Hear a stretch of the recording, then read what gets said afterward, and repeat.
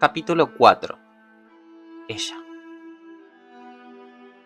Este capítulo se me hizo muy difícil empezarlo, grabarlo, escribirlo. Así que sepan entender los silencios y los momentos. Los hechos y o personajes de este podcast, de este capítulo, no son ficticios. Son 100% reales y siempre lo serán.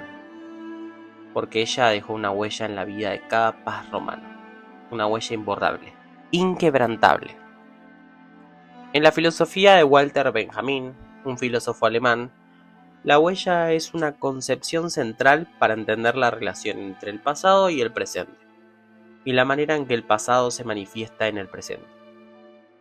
Para Benjamin, la huella no es una simple copia o imitación del pasado, sino una aparición de una cercanía, incluso si lo que la dejó atrás está muy lejos. La huella permite apoderarnos de la cosa, es decir, entender y experimentar el pasado en el presente. La huella no es una representación literal del pasado, sino una manifestación de su presencia en el presente, incluso si el pasado está distanciado temporalmente. Ella dejó una gran huella en los paz romanos, y no es cualquier huella, es la de amar la familia sin importar absolutamente nada.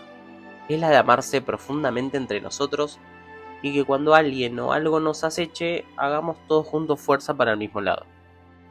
Es muy difícil corromper nuestra familia.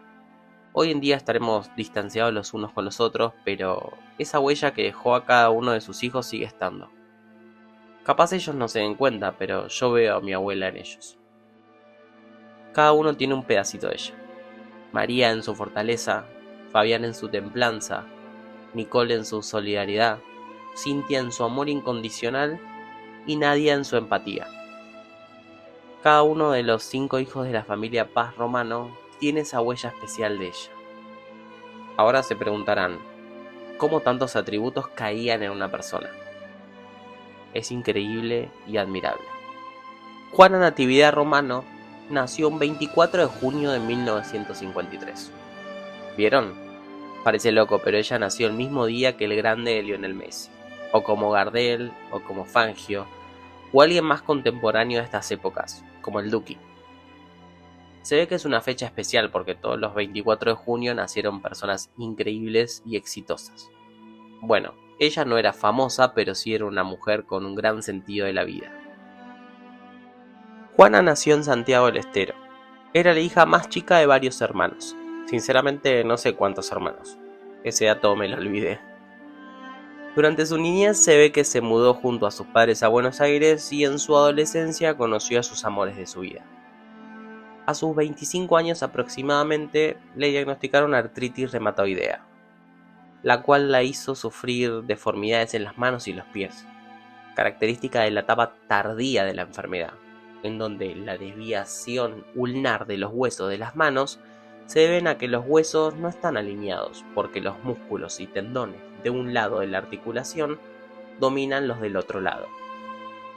También fue diagnosticada de asma y entre las dos enfermedades poco a poco la fueron consumiendo.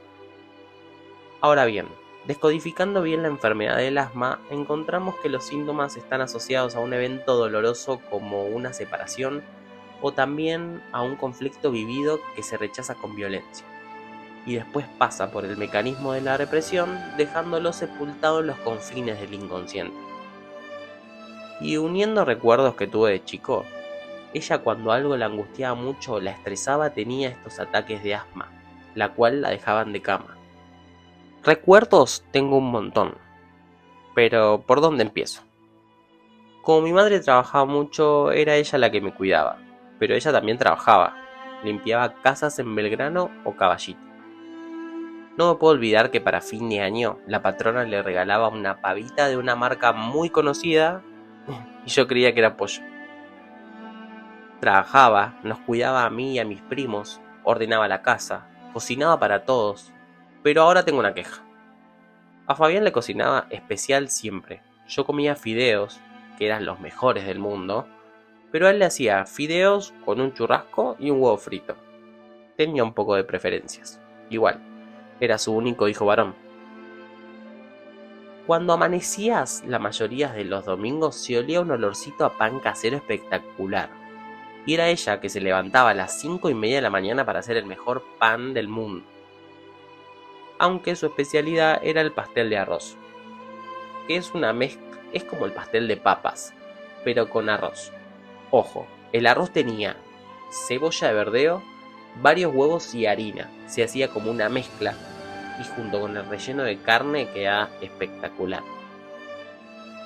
Juana, bien santiagueña, hacía rosquitas bañadas en glacé o las empanadillas rellenas de dulce de batata, que son mis preferidas. Pero también hacía un guiso de mondongo que todavía recuerdo que dejaba un olor horrible por toda la casa. Con Cholano, como le decía yo, tuvimos grandes agarradas. Yo era un niño muy rebelde. Hasta me escapaba de la casa, pero cuando volvía tocaba la puerta y ella me recibía sin enojo alguno. Solo me preguntaba, ¿ya está? Los momentos que más me gustaban eran la salida de los domingos. Cada tanto los domingos iba a visitar a sus hermanos en Hurlingham o en Tortuguitas. ¿Y quién era su acompañante? Pues obvio que yo. Para mí los viajes eran eternos, pero tengo grabado en mi mente la vez que subí al tren rojo y ella me dijo, mira para el lado derecho que algo va a pasar. Y justo despegaba un avión de Aeroparque. A medida que fui creciendo dejé de acompañarla. Solo la observaba cuando se iba. Me asomaba por la ventana y le gritaba, chao, abue, cuídate. Estaba tranquilo porque sabía que iba a volver. Todas las noches que viví bajo su techo me saludaba antes de dormir. Que descanses, me decía. Era de los momentos que más esperaba del día. Yo era creyente en Dios, pero más creía en ella. Aquel 13 de agosto del 2009 salí de casa para ver qué estaba pasando. Ella ya estaba mal. Le faltaba el aire, estaba con un ataque de asma, pero también estaba triste. No sé si nunca pudo superar la muerte de su esposo o sentía todo el peso de su familia en ella. No sé si ya estaba cansada de su artritis y de su asma o simplemente la vida la golpeaba. Solo sé que al abrir la puerta de casa la vi sentada en una silla de ruedas, con la cabeza agachada, con su campera negra abrigada. Le toqué la espalda y esperaba sus buenas noches, pero nunca me lo dijo. Yo sí me aseguré de que tenga el mío y le dije buenas noches, abuela. Mi madre y su novio la habían acompañado. Yo me quedé con mi hermano en casa. Cuando volví a entrar, tenía un presentimiento extraño. Ella jamás me dejó de saludar. Y esa había sido la primera vez. La sentí como que se había rendido. Me acosté a dormir pensando en ese momento, pero sabiendo algo. Ella siempre volvía.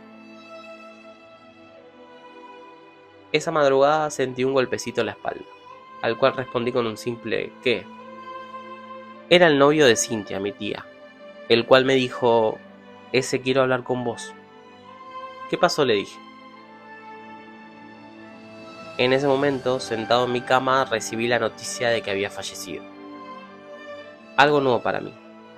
Nunca había transitado la muerte de nadie. Sí sabía que si alguien moría no lo veías más, dejaba de existir en su forma física. Juana resistió 4 paros cardiorrespiratorios, una guerrera hasta el último minuto. Pero los que habíamos perdido a nuestra guerrera habíamos sido nosotros. Me levanté de la cama mientras mi hermano dormía y fui a la casa de mi abuela. Al entrar lo primero que vi fue el pasillo que daba directo a su cama en la habitación del fondo. A ver si era verdad, a ver si estaba ahí y todo era parte de un sueño. Lo que encontré fue a mi tía Cintia. Ella hacía un mes que había dado a luz a mi primo Fabricio. Estaba devastada, sentada en la cama de mi abuela. En ese momento entré en shock. Las paredes de la casa de mi abuela, en vez de blancas, se convirtieron en gris oscuras. Caminé por el pasillo hasta llegar al comedor y me senté en un futón, una especie de sillón que se hacía cama, y miré hacia la cocina. Toda mi vida se me pasó por la cabeza. Cada recuerdo de ella cocinando, cada grito que me pegaba cuando me mandaba una macana, cada sector de la casa tenía su marca. Creo que algo pasa con el tiempo cuando muere alguien. Hay momentos en donde decís, ¿cómo llegué acá? Y hay momentos en donde fijás la mirada y todo transcurre tan lento. Al rato llega mi madre, y al verla a ella y a mis tíos destruidos, ya entendí que no era un sueño. Y fue ahí que en los brazos de mi madre rompí en llanto. El 14 de agosto del 2009 fue el día en que el tiempo se detuvo para los Paz Romano, el día en que nuestra luz al final del camino se apagó. Trato de hacer memoria de lo que pasó conmigo en ese día en particular, pero no sé, hay cosas que creo que mi subconsciente decidió eliminar. Mientras mi familia se encargaba de los temas del velorio y demás, yo solo observaba algo en la casa de mi abuela. El almohadón de mi madre tenía la funda puesta. Mi abuela, más allá de todo, más allá de haberse sentido mal, más allá de tener las manos casi deformes por la artritis, más allá de sus problemas respiratorios, le había terminado la funda de la almohada a mi madre. Desde ese momento tomé el ejemplo que siempre me inculcó.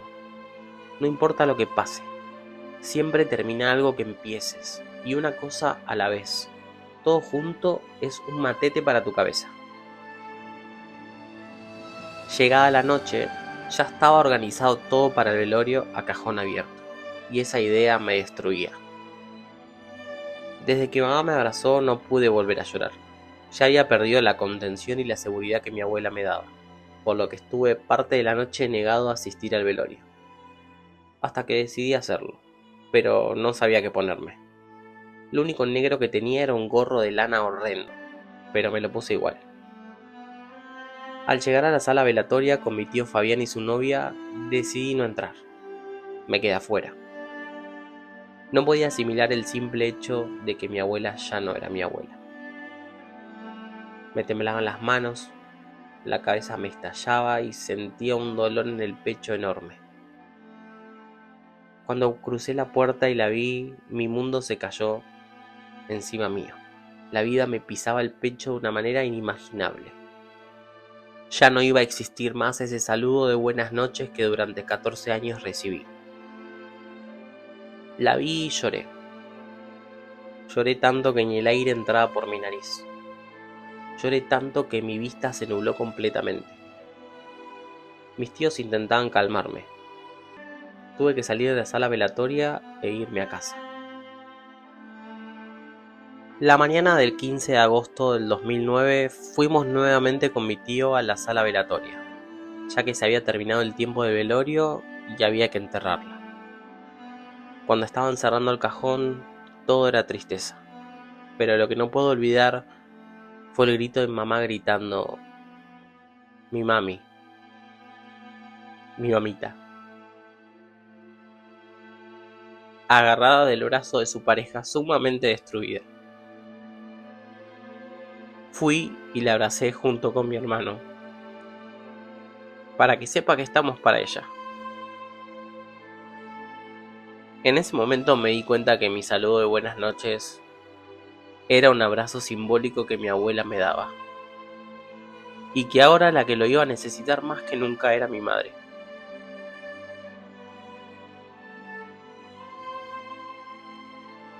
Toda la familia había venido a despedirla. Los hermanos de mi abuela y sus familiares, amigos de la familia, mi madrina, sus vecinos. Todos juntos fuimos en autos y camionetas atrás del coche fúnebre hacia el cementerio. Una vez que llegamos, ya estaba el lugar designado para cargarla y dejarla en la tierra. Entre todos llevamos el cajón. En ese instante se escuchó un grito enorme que decía: mi hermanita, mi hermanita. Era la hermana de mi abuela que entre grito y llanto se apoyaba sobre el cajón. Los hijos de mi abuela se despidieron arrojando tierra sobre el cajón, para que después la sepultaran. Yo me senté en el cordón de la callecita que tenía el cementerio, junto con mi tía Nicole, y le pregunté: ¿por qué la vida es tan injusta? Ella, agarrándose la cabeza, solo supo decirme: no sé. Juana vivió 56 años en este plano terrenal. yo creo que sigue viviendo en cada uno de sus hijos hasta el día de hoy. Hoy vive en mí y en cada muestra de cariño y amor que también le brindo a mi hijo. También vive en este podcast, con ustedes escuchando sobre ella. Pero sepan algo. Por cada vez que me vean sonreír, cada vez que me vean sufrir y caer, y que me vean levantarme con tanta fortaleza, con tanto amor incondicional, con templanza, con solidaridad y con empatía, es porque ella me lo enseñó. Ella dejó esta huella en mí.